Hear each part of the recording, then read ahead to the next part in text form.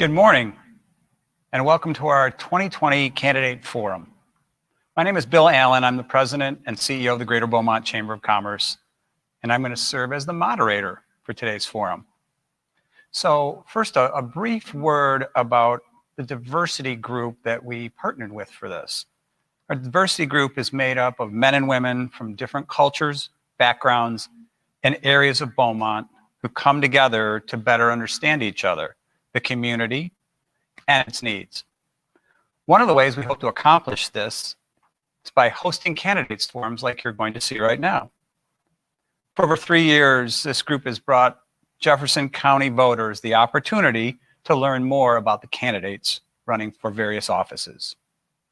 As a reminder, the Chamber and this group nonpartisan, and we do not support or oppose any political party or candidate. So, as with everything that's COVID related this year, we've had to do things a little differently. Instead of having multiple forums, different parts of town, we've decided to just do one virtual forum. We're streaming this forum live. Candidates are here in the Chamber's boardroom, and this forum will be recorded, and it will be available on our YouTube channel starting this evening. Here are the ground rules that were given to the candidates before this forum. The forum will be divided into 3 segments: candidates for Jefferson County offices, candidates for state of Texas offices, and then candidates for federal offices. Each segment will last about 20 minutes and will include a 2-minute opening statement from each of the candidates, 1-minute responses to 4 questions from the moderator, which will be me, and then they'll also have a 2-minute closing. We have a timekeeper with us, Mike Simpson, who's seated in front of me. He's going to raise a 30-second card to warn the speakers when 30 seconds remain, and a stop card when time's up. We would appreciate it if the speaker immediately concludes his or her remarks at that point. We're trying to make sure that we follow the time limits closely so it's fair for all candidates. Candidates, if you would like me to repeat the question, please just ask. Also, don't feel that you have to use all of your time if you don't want to. So now you know the format. Let's hear from the candidates. First, we're going to start with Jefferson County Sheriff.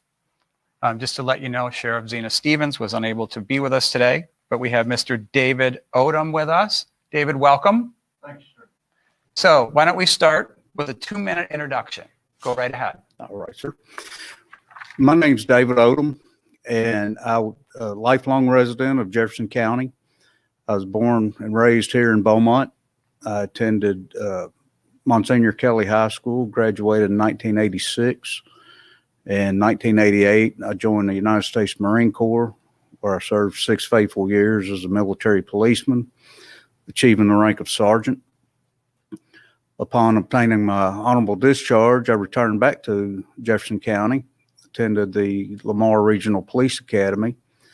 Upon graduating, I applied for Beaumont, Port Arthur, and Nederland, and Nederland was the first one to call with a job offer, and I began my civilian law enforcement career in 1994. As a policeman in Nederland, I served as a patrolman, a detective, and a patrol sergeant. I obtained the rank of sergeant 5 years after being hired with the Nederland Police Department. I was a sergeant for 20 of the 25 years of my employment. I retired in September 2019. And during my time with the Nederland Police Department, I assisted the Optimus Club with teaching bicycle safety. I've been a recipient of 5 awards from Mothers Against Drunk Driving for DWI enforcement. I've been a volunteer with the Nederland Heritage Festival on Emergency Services for the past 26 years. My wife and I, Terry, have 4 grown daughters, 6 grandchildren, and 3 rescue dogs. Very good. First, thank you for your service. My pleasure, sir. Well, I have several questions for you. The first one, pretty simple. Why do you want to be sheriff of Jefferson County? I retired in 2019, and with everything going on, the hatred towards the police, I just can't sit back and let my brothers and sisters in blue face this by themselves. I believe we need a strong administration in the sheriff's department so the deputies can have the confidence to do their job and know that the administration has their back. Also, the sheriff is a constitutional officer, and I took an oath in 1988 to defend this country against enemies, both foreign and domestic. And I want to ensure that the citizens of Jefferson County do not have their constitutional rights infringed upon. Very good. So what do you think Jefferson County's most pressing law enforcement issue is currently? My opinion, it's the drugs. Drugs are the root of all crimes. You have the property crimes, the drug users steal people's property, break into their houses, armed robberies. It's the root of all the crimes. The drugs have destroyed many families, destroyed many careers. And there's issues that are going on in small towns with meth labs that are not getting looked into, and we need a more aggressive drug task force like we had back in the day when I first started my career. We had a awesome drug task force, and we kept a lid on the drug problems. Okay, very good. So what do you see as the sheriff's primary role?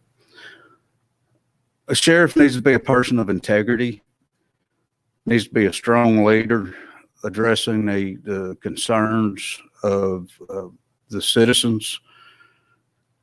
He's the protector of the citizens and their property, especially during natural and man-made disasters. During evacuations, people that leave their homes need to know that their property is going to be looked after so that when they return home, their property will be there. A sheriff is a protector of the citizens' constitutional rights. Also, the sheriff is a protector of the inmates housed at the county jail. Just because someone's made a mistake and they're locked up in the county jail doesn't mean their rights are taken away. They still have rights, and we have to look after them and make sure their needs are met. Okay.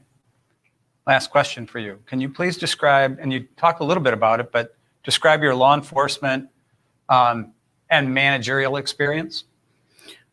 Like I said, I was a military policeman in the Marine Corps, and civilian and military law enforcement is pretty much the same. After I achieved the rank of sergeant, we attended the non-commissioned officers course, which taught us how to lead Marines not only in combat but in peacetime.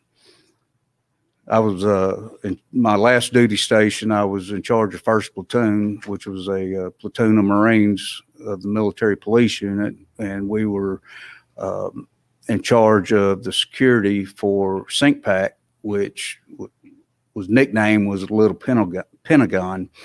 During Desert Storm, when all the information would come from the Pentagon, it would go to Sink Pack and then over to the theater where the conflict was. We also assisted with Secret Service with when President Clinton came to the base. Like I said, I was a sergeant for 20 of the 25 years, leading men and women at Nederland Police Department. And out of 31 years of law enforcement experience, 80% has been in a supervisory role. Very good. So you have 2 minutes for your closing statement, Mr. Odom. Thank you. First of all, I'm not a politician. I'm just a God-fearing American that wants to do the right thing for his community. I've spent more than half of my life serving either the citizens of this nation or this county. And I want the sheriff's department to be more involved with the community, and I want the community to be more involved with the sheriff's department. One thing I would like to bring back is the Cops and Kids program. This teaches it makes a bond between the kids and the local law enforcement to teach the children that the police are their friends, not their enemies. And being in law enforcement, we are in the problem-solving business. So if a citizen has a problem, I want to be able to help them find a solution to that problem. You know, throughout my career, I'd hear officers tell complainants that it's not a law enforcement issue.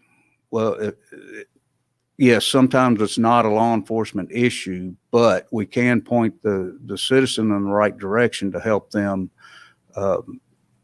find a solution to their problem.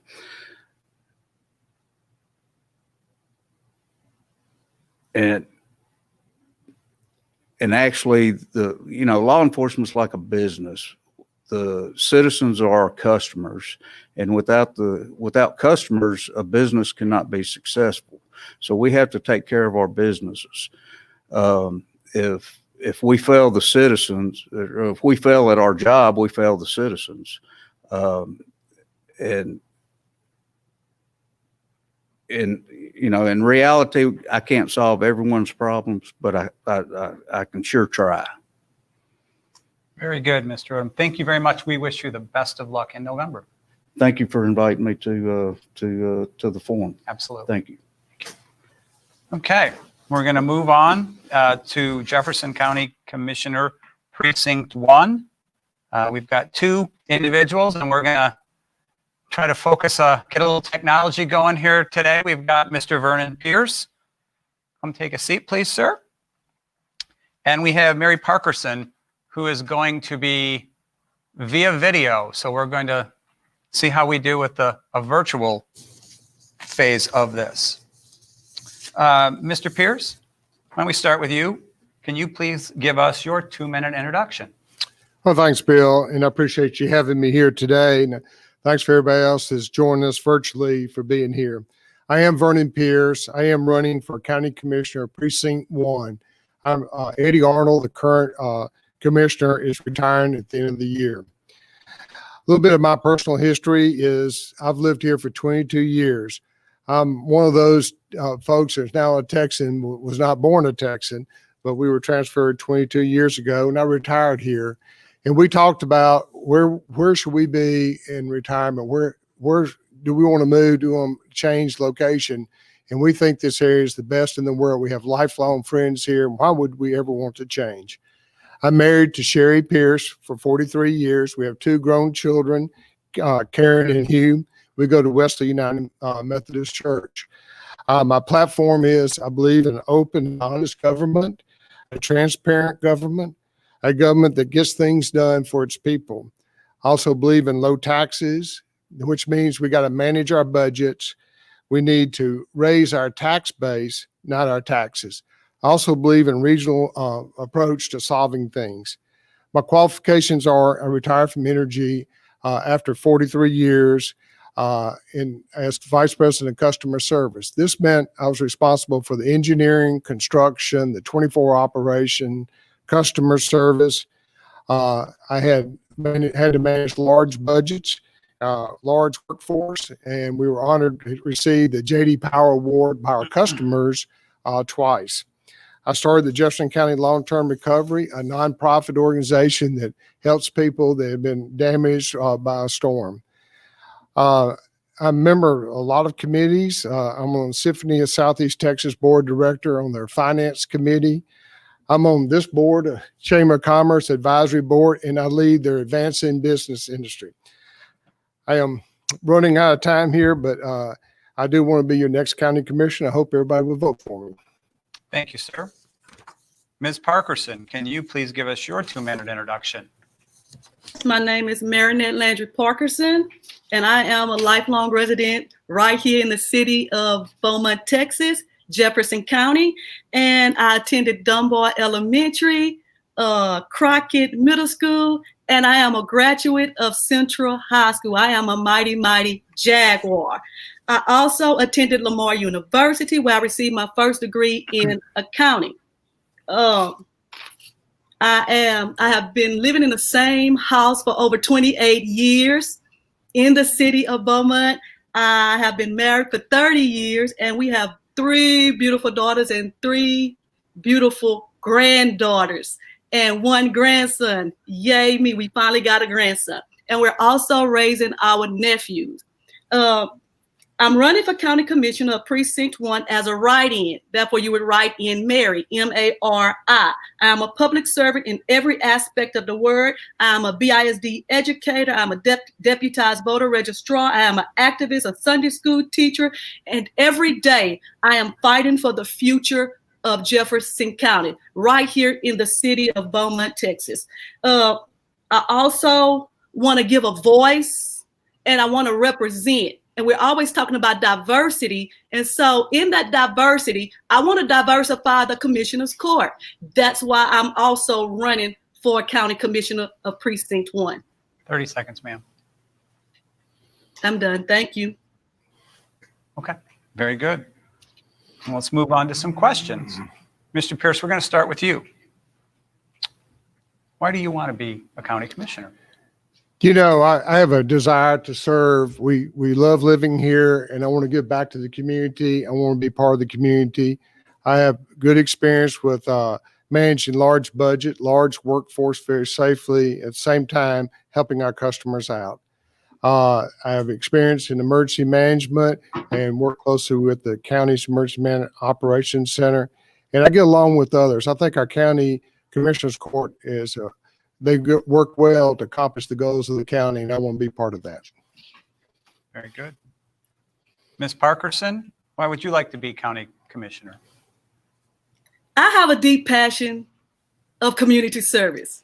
I have been doing community service my whole life. When I worked at the Youth Rescue Mission right here in the city of Beaumont, where we rescued homeless families off the street. And also, I want to continue the trajectory the current court has set for keeping taxes low, a balanced budget, a healthy reserve, and be pro-business to help our economic status. The healthy reserve, in case we have an emergency, we want to make sure that we're able to get back on track and have our constituents come back to the city and continue life as if nothing has happened. That's why I want to be the county commissioner, and also building on relationships. My constituents, my friends in the community, the other commissioners, to keep on building on relationships. Very good. Thank you. We're going to stay with you on this one. What policy changes or investments are necessary to encourage broader employment here? Okay, first and foremost, no individual commissioner or judge can set policy. However, if I feel like a change or adjustment is warranted, I will seek the consensus of the court along with the legal consultants for the court of the whys and the whats of the policy I would like to improve or change. And as for encouraging employment, I want to continue that diversifying. And the court is doing a decent job with our abatements as well as our long-term LNG projects and our oil and gas that we have. And so we want to continue. We want to continue in that forward progression. We want to continue moving forward. And that's why I'm seeking this office, because I believe that I have the forward progression. especially concerning STEM education and dealing with the future. And so if you think about it, we have our future generation coming up. I deal with them every single day. Thank you. Mr. Pierce, what policy changes or investments do you think are necessary to encourage broader employment?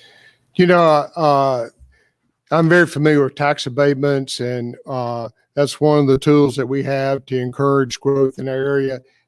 As being the commissioner on the Sabine Neches Navigation District, we also vote on tax abatements, in which I've voted many times on those.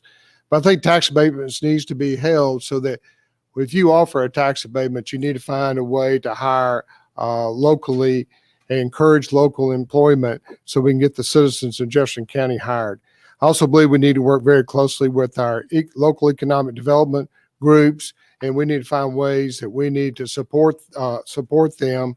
And we need to find, while we have a wonderful petrochemical industry, we need to find ways that we can diversify our industrial base. And finally, I think we need to work very strongly with people like LIT, Lamar, to improve our workforce to make them employable. Thank you. We're going to stay with you, Mr. Pierce. So what one part of county government would receive more attention if you were elected? It would have to be flood control. And also believe this needs to be on a regional basis, not kind of like a shotgun approach. A lot of our water comes from Hardin County and comes from Chambers of County. And so we need to look at the whole floodplain as a whole. I don't think we could ever stop flooding for events such as Harvey or Imelda. But when you have those thunderstorms that come in and still people have flooding, it's something we need to look at. You know, the General Land Office has sponsored a $25 million 3-year study for the entire floodplain. I think we should all work as a team with all the different counties, all the different drainage districts to review that study and see what we need to implement to make it more effective for our citizens. Very good. Thank you. Ms. Parkerson, same question. What one part of county government would receive more attention if you were elected?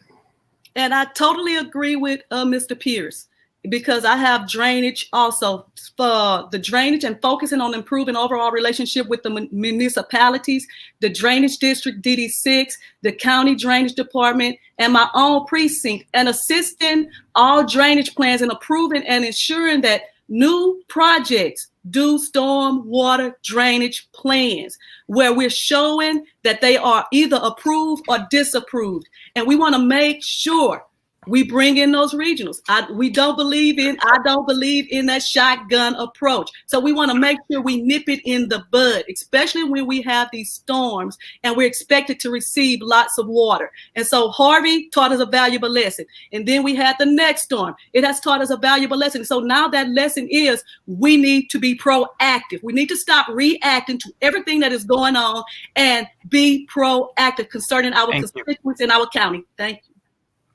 All right, we're going to stay with you. So what do you see as the most pressing needs for infrastructure or capital projects in the county?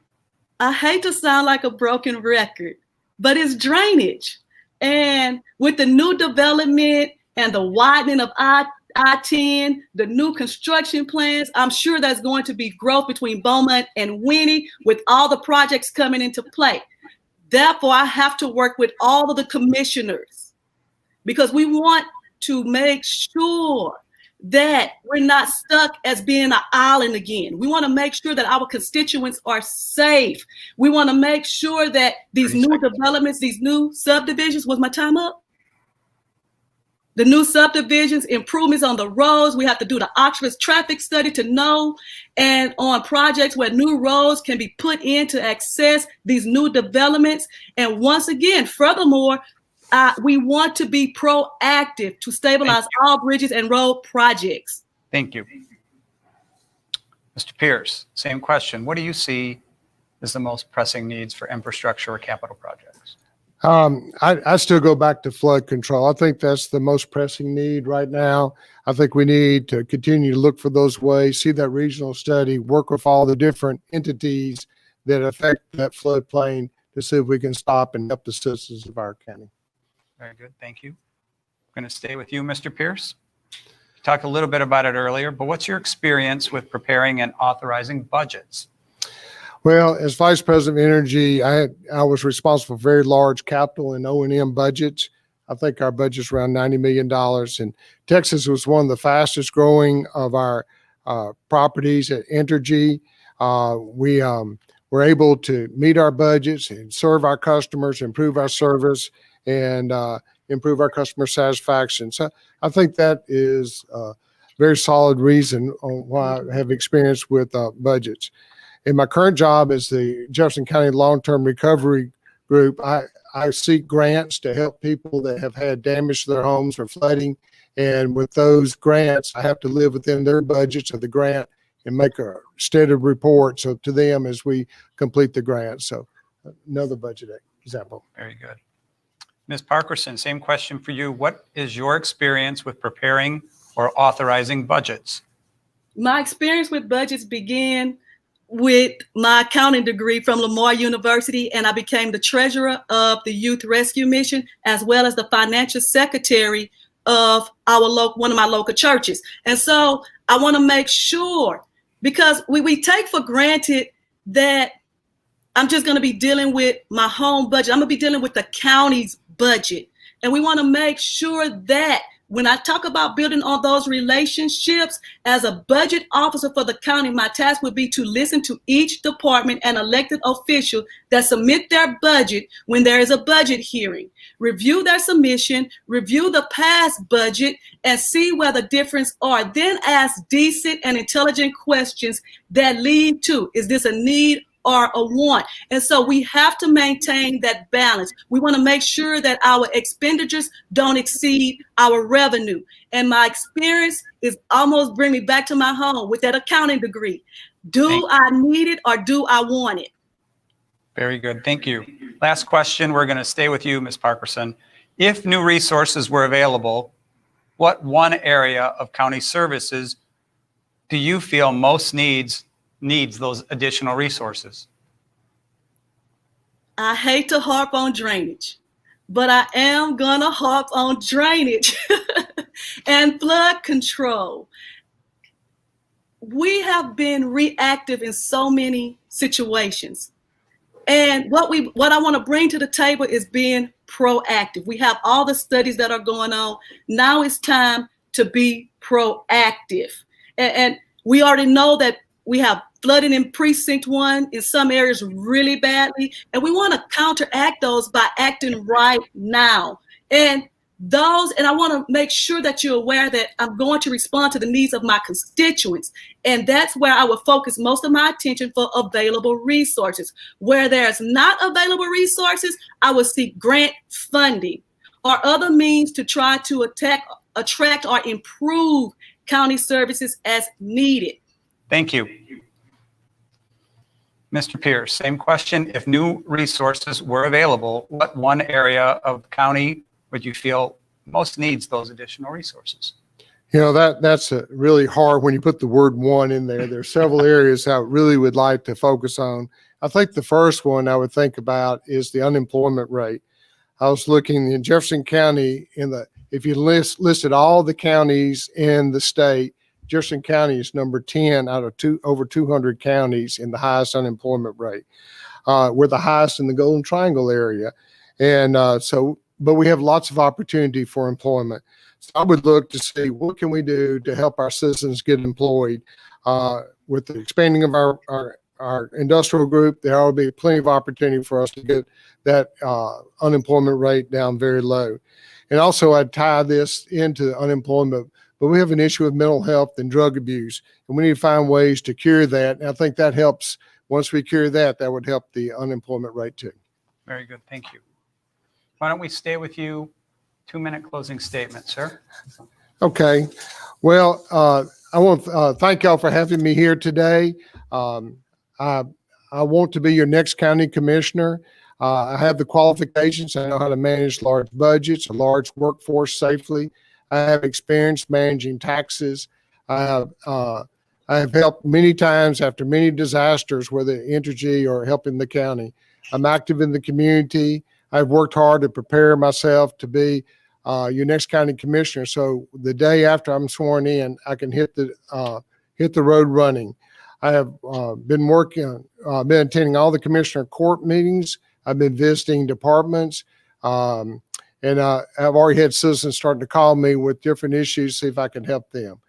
I've worked to get to know a lot of the different employees in the courthouse, and so I'd be very honored to have your vote.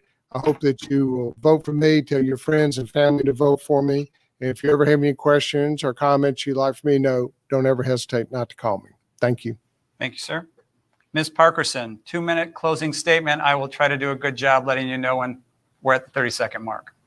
Okay, once again, my name is Marinette Landry Parkenson. I am running as a write-in on your ballot. Therefore, you would have to write my name in. I want to be your next county commissioner. I want to bring diversity to the commissioner's court. It's time to bring change to the commissioner's court. And I believe in representation. That's why I'm running for county commissioner, to represent you as the next county commissioner. Remember, if you need more information concerning my write-in, just visit my website, www.marinettelandryparkerson. And I have videos on there showing you how to do a write-in if you go to the polls, as well as a video showing you how to do a write-in if you have that physical mail-in ballot in your hand.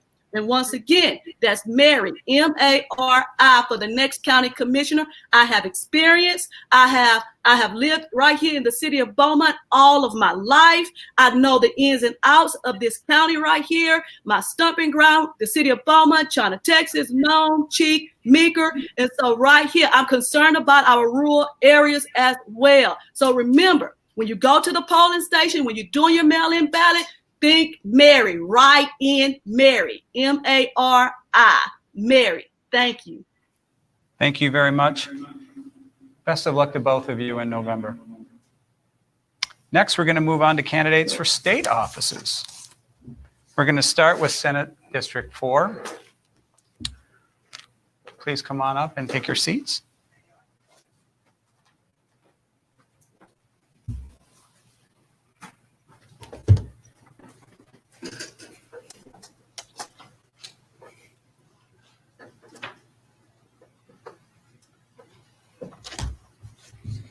Very good. To let everybody know, Senator Brandon Creighton was unable to attend today, but we have other two candidates with us for Senate District 4. First, we're going to hear from Jay Stittleburg. Can you please start with your 2-minute introduction? Well, thank you to the Chamber for holding this event. My name is Jay Stittleburg. I'm an Iraq War veteran. I'm a graduate of the United States Naval Academy. I served as a submarine warfare officer in the Navy. I currently work as a project manager in the oil and gas industry, and I consult owner-operators of oil, gas, and petrochemical facilities on OSHA, EPA, and Department of Homeland Security regulatory compliance.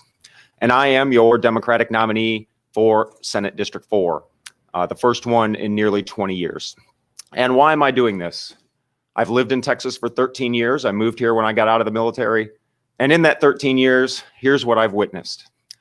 Texas is ranked nationally at the bottom in public education, at the top in property tax burden, #1 in the country in the number of rural healthcare clinics and hospitals that have closed their doors, and #1 in the number of uninsured Texans. And flooding event after flooding event, and we have no robust, aggressive plans or policies in place for flooding or flood mitigation.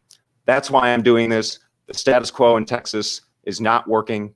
Austin needs to change, and we need to elect officials that are going to represent Texans and not special interests, big corporations, or self-interests. Again, my name is Jay Stittleburg, and I'm running for Texas Senate District 4.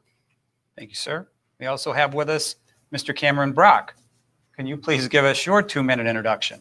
Absolutely. Thank you to the Greater Beaumont Chamber of Commerce for inviting me. I'm happy to be here, and I'm happy to speak with you today. I am a blue-collar boy, a third-generation process operator in chemical plants. I am the Libertarian nominee, and I'm not looking to be a part of a party. I'm looking to represent you, and that is why I'm running on a third party. I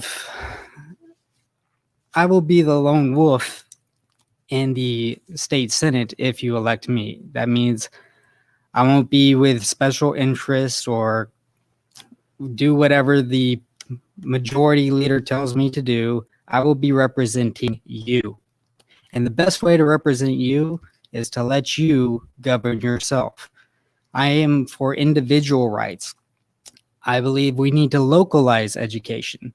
I believe that we need to eliminate property taxes. I believe that we need to prompt businesses to come here. We're already bringing in Tesla. That's great. We're bringing in Amazon. That's wonderful. We need to bring more businesses and empower even smaller businesses, such as the mom and pop shop. I look forward to helping end the mask mandate. Not that I am against masks. I believe the individual has the right to choose and to govern themselves. I believe that individuals will make the best decisions for them and the people around them.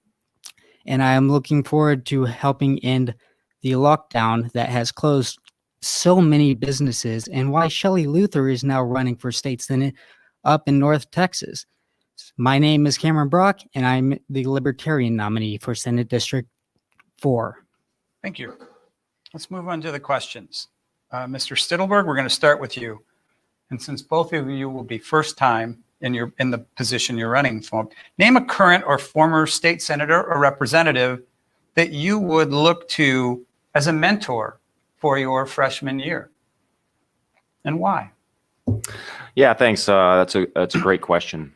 Always something that you have to think about as somebody who's running for an office and you don't hold it, and you'd be a freshman in the state legislature. So you obviously need to have mentorship, that somebody who knows how it works can help guide you through it, and also somebody that you can sit and have conversations with on different topics. So for me, there's not one person. I've looked at folks and deciding this, but I can tell you that for me in the Senate, I would pick somebody like Royce West. He's been in the Senate a long time. He has a lot of experience. He knows how it works. And we could sit and have conversations. But in addition to that, I'd want somebody on the House side as well. And I'd look to somebody like Dan Huberty, because he's on the opposite side of the aisle. He encompasses this district. And we need to work together to get things done in Texas. Thank you. Mr. Brock, same question. So please name a current or former state senator or representative that you would look to as your mentor in your freshman year, and why? Well, I thought about this for a while, and I would have chosen Briscoe Cain until he was a part of a lawsuit against libertarians to try and knock them off the ballot, as the Democratic Party has also tried to knock the Texas Green Party off the ballot. These people want to suppress the voters. They want only one or two parties on the ballot, which is a lot like China. So I would choose Justin Amash, the current Libertarian congressman in a federal office. He has been a former state representative in Michigan, and I would pick his brain to see how he can navigate as an independent or a third-party member. I would also look for mentorship from Ron Paul, who is a former congressman and a former presidential candidate. He too has run on the Libertarian ticket and has gone against party lines before. So I'm not looking to be a part of a party. Thank you. We're going to stay with you, Mr. Brock. So if you could pick one committee to serve on, what committee would that be and why? The Property Tax Committee. The incumbent Brandon Creighton is currently on the Property Tax Committee, and your property taxes are still rising. Nothing's changed in over his decade of experience in our state legislature. So I would like to be on that committee to start eliminating property taxes. You worked hard to own your property, and you deserve to own your property. When you pay off your mortgage or pay with a lump sum for your house, you deserve to own it. It's yours. It belongs to you, not the government, not the state. And you should not pay a penny more once you complete your mortgage or pay it with a lump sum. Thank you. Thank you, Mr. Stittleburg. Same question. If you could pick one committee to serve on, what committee would that be and why? Yeah, thanks for that question. It's a difficult choice. You know, you have 16 standing committees in the state Senate, and all of them have a specific purpose, and all of them are important. For me, if I have to narrow it down to one committee that I would want to sit on, quite honestly, I'd want to sit on the Education Committee. We need to understand that education and a quality public education is the cornerstone of a healthy, robust, democratic republic, this experiment we have in the United States. And we need to have an educated electorate to maintain a democracy that works for everybody. And it's so important. And we do, as you heard in my introduction, Texas does not do well in public education, and we need to change that. Very good. We'll stay with you. This is a little bit of a tricky question, so I'm going to maybe rephrase it. Describe the first bill that you will file or issue that you would like to tackle if you're elected. Yeah, so this is a great question. So in my opinion, the number one issue I want to tackle, should I get elected to this position, is expanding Medicaid in the state of Texas. We're one of only 13 states in the nation that hasn't done it. And it's a shame we have. And again, you heard in my opening statement that we're number one in the country in rural healthcare clinics and hospitals that have closed, and we're number one in the number of uninsured Texans we have. And we have to start taking measures to change that. And Medicaid expansion, yes, Medicaid expansion is going to cost the state money, but the return on investment for Medicaid expansion is about 1,700%. It costs $5.6 billion to investing and to expand Medicaid, but we get back over $65 billion in return of our tax dollars. It's going to help insure 1.6 million more Texans and reduce uncompensated healthcare costs in the state. It's just a no-brainer, and we got to take the politics out of people's healthcare. Thank you. Mr. Brock, same question. Describe the first bill that you would file or issue that you will tackle if elected. That is an excellent question. There's a lot of things that I'd like to do. And I mentioned eliminating property tax, but another thing I would like to do is legalize gambling, including sports books in the state of Texas. Why does Mattress Mac have to go to Mississippi, New Jersey, and Nevada to put money on his Astros? He empowered the community of Houston and anyone who decided to drive to Houston with his win it all, get it all promotion. And he's just trying to protect his business and have a little fun by going, but he has to go out of state. And he chose to put down $20 million on the Astros to help protect his business and trying to give families free furniture. Why are we punishing him? Legalize gambling in Texas. Thank you. We're going to stay with you, Mr. Brock. This one's near and dear to chambers of commerce all around the state. How will you improve Texas's business climate? Well, the first thing I would do is let the free market work. I mean, let's open up our businesses. Let's open up Texas. This lockdown is ridiculous. I believe that we're giving more money to the corporations than we are the mom and pop shops, the small businesses. We need to empower people for entrepreneurship, not allow corporations to enrich off of Texans. I would reopen the state immediately as soon as I possibly could. And if we're not going to reopen the state, I will work to remove Governor Abbott from office. Mr. Stittleburg, same question. How would you work to improve Texas's business climate? Yeah, that's a great question. Look, at the end of 2019, Texas's economy was $1.9 trillion, the 10th biggest economy in the world. We had an unemployment rate of 3.4%, and we want to get back there, and we want to do even better than that. But the reality is, the one thing we have to do is there's a process here. We have to defeat the virus, and then we can improve our economy. They go hand in hand. We have to do both together.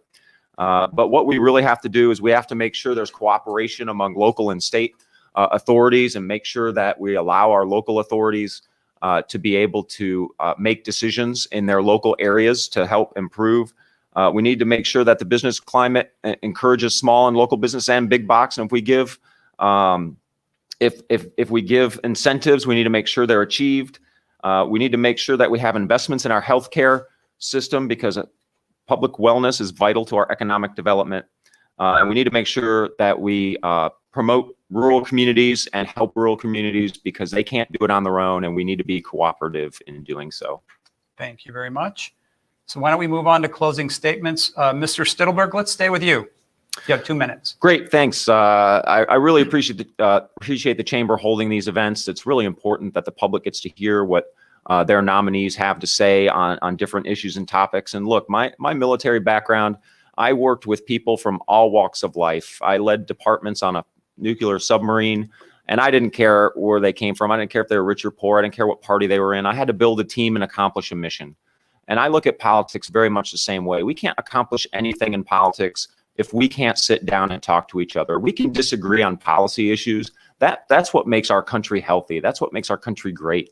But we have to have the ability to sit down with our colleagues across the aisle, roll up our sleeves, and agree on the things we can agree on and compromise on the things we don't agree on, and make sure we're putting the best legislation on the table that helps every Texan and not special interests and not big corporations. It's really time we have elected officials that represent the people, and we'll have an open door policy and listen to everybody. I don't care if you're a Republican or Democrat or independent. It doesn't matter to me. We have to work together. And if we can sit down and talk to each other civilly, we actually will realize we have so much more in common than we don't. And we have to get out of this toxic political environment we have. And we have to elect leaders that are going to be set the example for that. And that is why I'm running for Texas Senate District 4, because we need that cooperation. We need to be able to work together. And that's why I'm asking for your vote. I'm asking for your support and your vote in November. If you have any questions, you can visit my website, jstittleburg.com. You can contact me, ask me any question you want to, and I'll be honest with you and answer your question. There's so many issues we need to address in Texas, and we need to start addressing them, and we need to do it now. I appreciate this time. Thank you so very much. Again, my name's Jay Stittleburg, and I'm running for the Texas Senate in District 4. Thank you, sir. Mr. Brock, closing statement, 2 minutes, please. Again, thank you for viewing this, and thank you to the Greater Beaumont Chamber of Commerce for inviting me. The Democrats and the Republicans are the same exact party. They started as the Democratic Republican Party in the 1800s. There was another party called the Whig Party that dissolved. I'm not a part of the Democrats. I'm not a part of the Republicans. It's one party working together against you, the people. I am running to give you the power, to empower you, to help your small business, to eliminate your property taxes, to put money in your pocket. That is why I'm here. That's why I'm running. And that's why I'm looking to make a difference. I'm not a Republican. I'm not a Democrat. I'm just a simple citizen, a lifelong Texan who wants to help you and your business, your children, your future, your community. We need to localize education for one. We need to open up opportunities to business, which is why I like to legalize gambling, which is why I'd like to end TABC, which currently has bars closed and is killing bartenders with their mental health.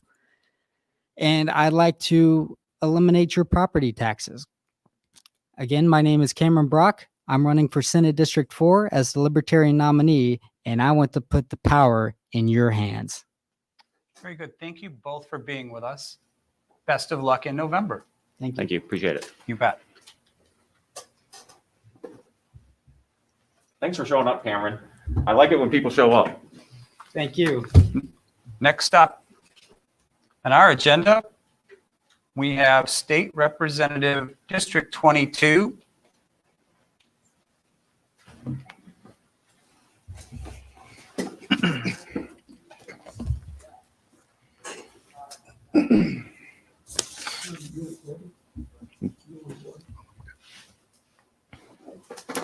Very good. Mr. Desitel, Joe Desitel, was not able to be here with us today. We have Jacorion Randle, and the stage is going to be all yours, sir. So let's get this going. Can you please give us a 2-minute introduction? Of course. Well, thank you for inviting me. I've always been a fan of the Greater Beaumont Chamber of Commerce. You know, let's talk about my life for a second. I graduated from Odom High School. I was an honor graduate from Odom High School. And I attended Lamar, where I majored in economics and finance with a minor in music. And I entered the political arena in 2018 as a member of the Jefferson County Republican Party County Executive Committee, where I sat on that committee and also sat on the Finance Committee of the JCRP. I also chaired the Board of Directors for the Golden Triangle Young Republicans, and was a member of the Texas Young Republican Federation Board of Directors, as well as their Policy Committee. And as a member of the Policy Committee, I worked on legislation. I wrote policy briefs and policy statements. I even wrote talking points for our members who want to go testify in front of the Texas House or in front of the Texas Senate. So they were reading off of everything I wrote them, the policy statements, the talking points I wrote based on the legislation that we were promoting in the Texas legislature. So I do have experience when it comes to legislation. Over the course of my time and careers, I have hired over 300 high school and college students and mentored them over my entire professional career. And with that, many have gone on to be amazing members of society right here in Beaumont, Texas. And some have also moved on to other places where there are awesome members of society. And I look forward to bringing that back here to the state of Texas, actually to Southeast Texas, as a member of the Texas House. Thank you. Very good. So let's move on to some questions. So why don't you talk a little bit about a current or former senator or representative at the state level that you would look to as your mentor should you be elected? So I find that as an easy one because I've been talking and working with some of them right now. And I believe that I would choose Representative Dr. James White. You know, he's a pro-life. He has a perfect pro-life score. He's a champion for free enterprise. In 2019, he was the best legislator. He also chaired the Corrections Committee as well as a member of the Judiciary and Civil Jurisprudence Committee. And I'll also probably choose Dade Phelan as well, who is a founding member of the Bipartisan House Committee on Criminal Justice Reform. And if you look at my platform, it's mainly about reforming our criminal justice system. And so with that, I'm actually doing something right now that we can actually use in this entire state of Texas is the Second Chance Initiative, where I chair the Second Chance Community Outreach Project that is sponsored by the Jefferson County Republican Party. And I most likely will be talking more on that. But what this would do is increase our workforce. It would increase our tax base, and it'll increase the stability in our business labor climate. Thank you. Okay. So if you could pick one committee to serve on, what would that committee be and why? So I will have to choose the Criminal Jurisprudence Committee, which focuses on criminal law, focuses on probation, parole, criminal procedure, et cetera, et cetera.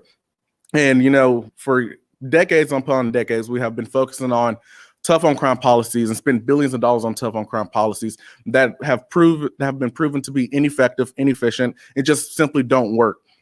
And so with this, we have to be smart on crime.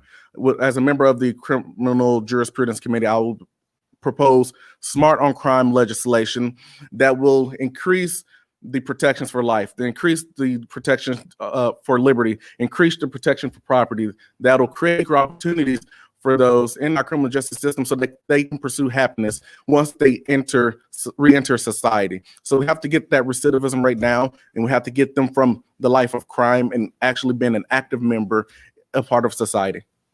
Very good. Thank you. So I'm going to reword this one a little bit for you as well. Should you be elected, what would the first bill would you file or issue that you would tackle, and why? So again, if you look at my platform, it's mainly about criminal justice reform. There's other like education reform and workforce development, but I do believe that they all go hand in hand. If you can reform our criminal justice system, if you can reform education, the development of our workforce would be inevitable. It would be great. So again, I'll implement policies. I will actually propose policies that will be smart on crime. And some of these programs, which would include the apprenticeship programs, which is a public-private partnership for both adults and juvenile citizens who are non-violent, non-sex offender-related offenders or offenses, give them the chance to receive a skilled license or certificate in a skilled trade.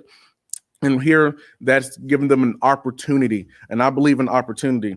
I'll work with many members and propose and create a board that'll automatically expunge records for nonviolent, non-sex offender related cases. That'll be very great for our workforce development. Thank you. Okay, last question for you, sir. How will you improve Texas's business climate? So our business climate, right now we have policies in place that have been despising what makes us great. What makes us great is small government, lower taxes, innovation, entrepreneurship, the free market. That's what makes us great. And so I'll come back and bring that back here to the state of Texas, especially right here in Southeast Texas, where we can reform our education system to add courses like the financial education course in our schools, so that students could be innovators, so they could be entrepreneurs. And right here in Southeast Texas, they don't need to go far out. They could be the next Jason's Deli or Conn's or Helena Laboratories. We need that innovation and we need that entrepreneurship right here in Southeast Texas. And I believe that it will help the Texas business climate all across the state of Texas. Very good. Thank you.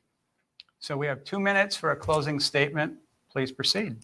So again, I mentioned that I am first. Actually, I want to thank you guys for again inviting me to this wonderful forum.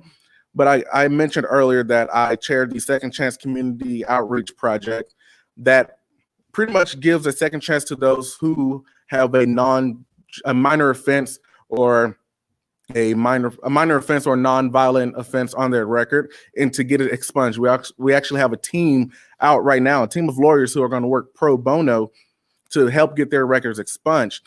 And with this, I believe it'll be very beneficial to our businesses, to our workforce, because it'll increase our workforce. The more people you can get out of prison and help them re-enter society, it will increase our workforce. And with that, it'll increase our tax base. The more people you have working, the more people you have paying taxes. So with that, you can lower property taxes. You can lower the franchise tax, which I am all for. Might as well get rid of it too.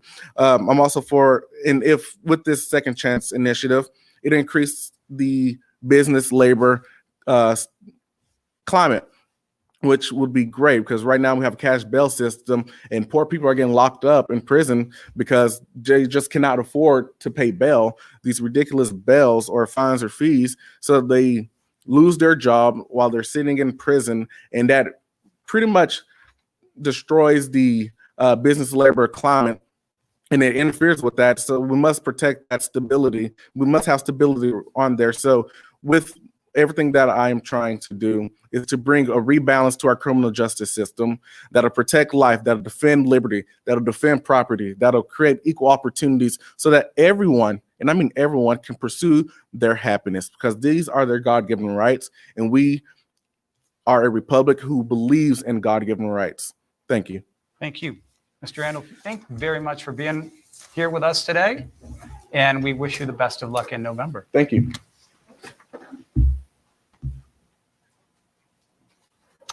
So last but not least, we're going to move to candidates running for federal office. Congressman Randy Weber was not able to join us today, but we will be hearing from him via video in just a few minutes. We have with us Ms. Adrienne Bell. How are you this morning? I am fine, thank you. Very good. Well, can you please start us off with a 2-minute introduction? Yes, thank you. It is a honor to be able to speak to the chamber this morning. I'm Adrienne Bell, and I am the Democratic nominee for U.S. Congress in Texas District 14. I am currently a second grade school teacher, and my background has been in business management, and also I have had my adventures, I want to call them, in volunteering in different political arenas. I really look forward to being able to be the representative in U.S. Congress, because we need definite, concrete change for positiveness in our country. And that's what prompts me to run. I am running to represent the people. I am running to bring the voices of the people back to Washington, D.C. And I am running for you and your family, for what your needs are. So I'm Adrienne Bell, and I'm running for U.S. Congress, Texas District 14. Thank you. So we have some questions for you as well. What are your highest priorities for Texas and the nation? I look at three dire needs that Texans have right now.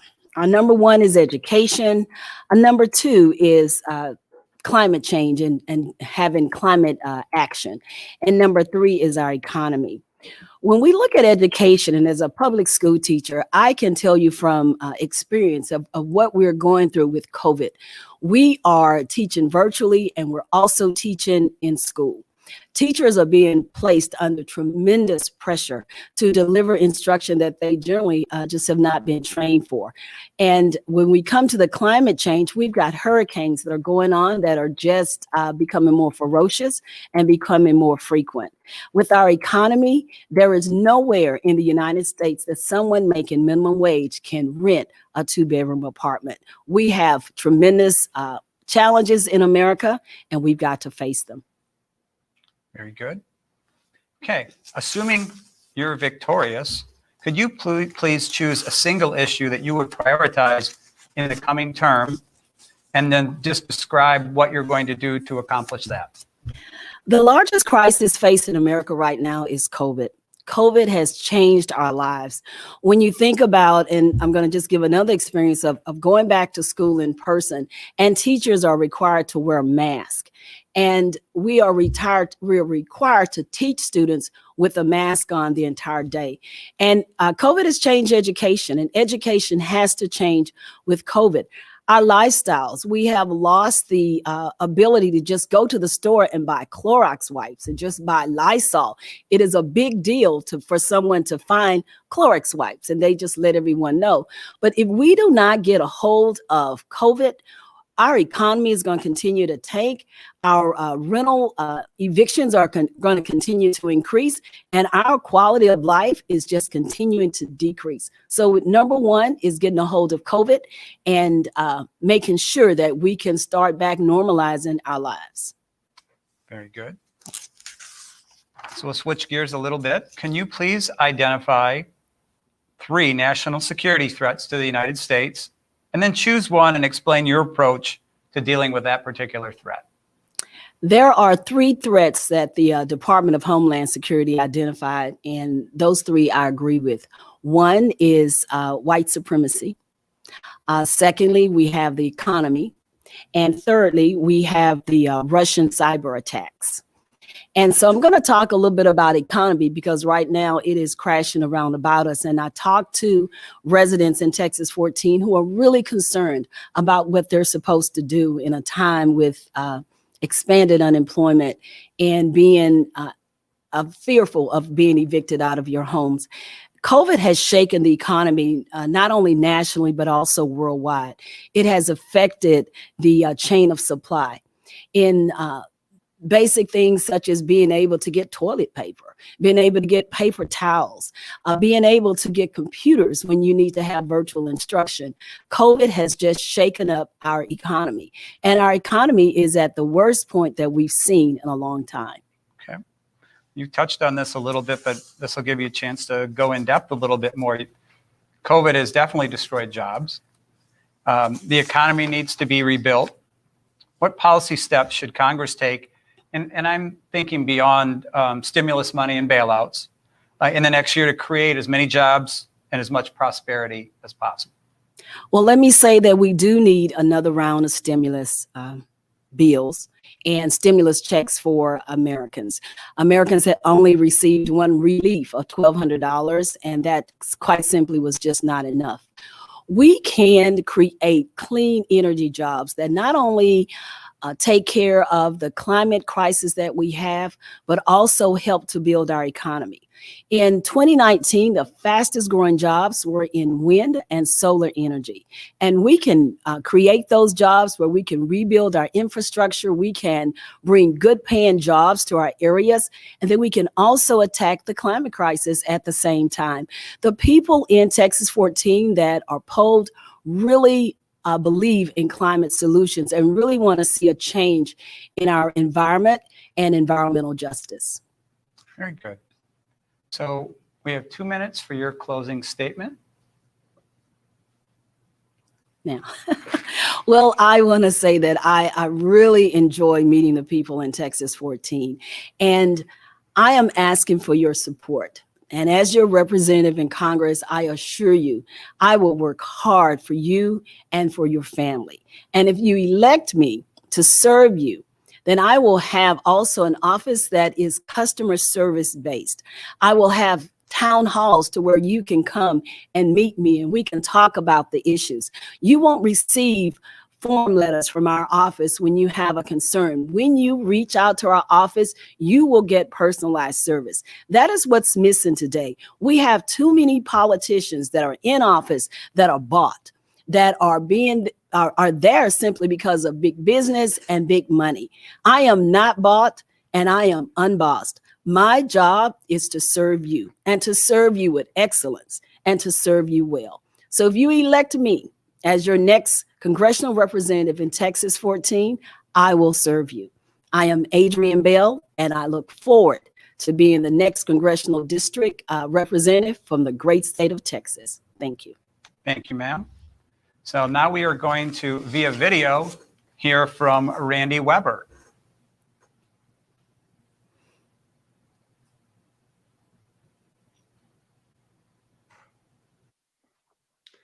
Good morning. I'm disappointed I could not be with y'all there in person today. I do want to thank the Beaumont Greater Chamber of Commerce for hosting such an important event, and thank you to all of you for participating. Our small businesses and community leaders play an incredibly important role, so thank you for all you do in our communities. As many of you know, I am the current congressman for the greatest district in the country, Texas 14. I've lived on the Gulf Coast my entire life, all within a 20-mile radius. I went to school here. I met my bride here. We built our business here, and we raised our family here. In fact, November the 6th will be our 44th wedding anniversary. Brenda proves love is patient, long-suffering. She hails from Nederland. She grew up in Jefferson County. I grew up on the north side of Brazoria County. We met at Alvin Junior College, November of 1974, dated 2 years, got married, and the rest is history. 3 children, 8 wonderful grandbabies later, we could not be happier. If you don't know much about me, I got involved in politics when Ronald Reagan ran for re-election in 1984. I became a precinct chair, an election judge, election clerk, eventually an election judge, I should say. I held elections for almost 16 years. From there, I served 6 years on Pearland City Council, 4 years in the Texas legislature alongside of Alan Ritter and Joe Deshotel. One day during my tenure in the State House, I got a phone call that once again changed everything. Ron Paul was retiring and would I run for Congress? After asking the boss, that would be Brenda, we were running for Congress. From the beginning, we promised that we would be the most active congressional couple you had ever seen. And believe me, she holds me to my word. It has been great. Representing you has been one of the greatest honors of my life. Since the day I took office, I have fought to keep the federal government focused on the needs of our local communities and the hardworking people of Texas' 14th Congressional District. My commitment is to you, the people of this district. Because y'all are my priority, your office, that's right, our office, your office works for you. We have assisted 2,400 constituents in casework, responded to 90,000 constituent emails, letters, and calls, and sponsored or co-sponsored almost 1,400 pieces of legislation. And we've hosted 10 coronavirus-specific teletown halls since March with medical professionals and government officials from DSHS, Tatum, Texas Department of Emergency Management, county health departments, the Texas Workforce Commission, SBA, and others. We were able to offer TX14 constituents the opportunity to interact directly with those agencies and have their concerns addressed directly by these experts. Folks, 2020 has been one of the most difficult times in our nation and in Texas. In my 67 years, I've never seen anything like the challenges we face now. Just as we were beginning to see recovery progress from Hurricane Harvey and Tropical Storm Imelda, we're hit with the coronavirus and then Hurricane Laura, and now Hurricane Delta is aimed at the Gulf Coast. With many of our residents and businesses still struggling Our leaders need to work together to serve hurting people. And there are other issues facing our country right now. Domestically, of course, we need to focus on eliminating COVID-19 and getting Americans back to work as quickly as possible. This is why I support the Coronavirus Aid, Relief, and Economic Security, or CARES Act, which provided Texans with necessary money and supplies. According to HHS, Texas providers have received $3.1 billion with a B dollars from the Provider Relief Fund and provided personal protective equipment for those on the front line. This legislation also authorized forgivable loans for small businesses that retain their employees, providing Texas businesses with over $40 billion in relief. I worked hard to secure remdesivir for Texas 14, directly engaging key leaders ranging from President Trump's chief of staff to the officials at HHS, the FDA, the CDC, FEMA, and the Texas Department of State Health Services. I highlighted Southeast Texas's need for remdesivir, and I voted for $7 billion in research and development of COVID-19 vaccines and treatments. But make no mistake, folks, America needs to get back to work. Congress and the administration should keep working to remove the regulatory red tape that is preventing large-scale investment in these United States. This could be transformative for unlocking American potential. Durable reforms have to come from Congress. My top priorities have been and will always be to promote conservative principles to create jobs, fostering economic growth. I will protect the Second Amendment. And we need to be ready with storm readiness, preparedness, and recovery. We need to protect the unborn and keep pre-existing coverage in our health care. Furthermore, we should focus on keeping our citizens healthy and also bolstering Americans' leadership in space and in scientific research. On the economic front, count on me to promote our 5 ports as engines of that economic development, especially right here in the Sabine Neches waterway. Long story short, I will always fight for Jefferson County, for Texas families, for Texas businesses, and for you. Thanks again for letting me visit with you. My bride and I are extremely proud to represent Southeast Texas. Hope you all enjoy your day.